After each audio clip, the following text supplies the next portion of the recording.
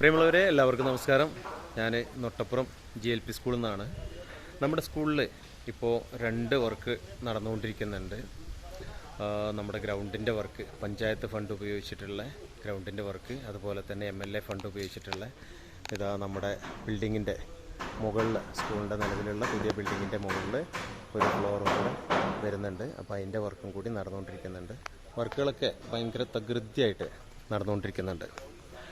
ഇപ്പം മേലത്തെ ഫ്ലോറിൻ്റെ വർക്ക് എന്ന് വെച്ചാൽ ലിൻഡലിനുള്ള പല കടിച്ചുകൊണ്ടിരിക്കുകയാണ്. അപ്പോൾ വൈകാതെ തന്നെ ലിൻഡലിൻ്റെ വാർപ്പും കാര്യങ്ങളൊക്കെ നടക്കും.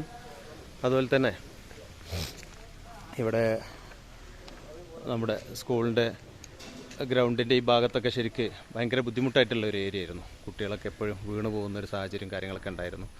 അത് നമ്മൾ പഞ്ചായത്തിൻ്റെ ഫണ്ടൊക്കെ കരുതിയിട്ടാണ് ഇപ്പോൾ ഇവിടെ ഈ വർക്ക് നടന്നുകൊണ്ടിരിക്കുന്നത്. ശരിക്ക് നല്ല കെട്ടും കാര്യങ്ങളൊക്കെ ചെയ്തിട്ട് ഇനിയിപ്പോൾ ഈ ഭാഗത്തൊക്കെ ശരിക്കും ഇൻ്റർലോക്ക് വരാനുണ്ട്. ഇൻ്റർലോക്കിൻ്റെ വർക്കും കാര്യങ്ങളൊക്കെ അത് നടക്കാനുണ്ട്.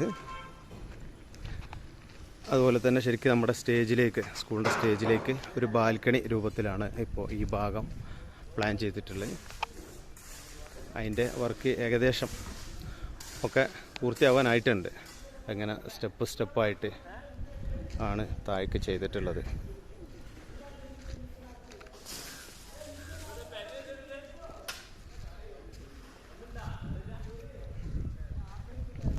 അങ്ങനെ ഇവിടെ താഴെ ഒന്ന് നോക്കിയാൽ കാണാം.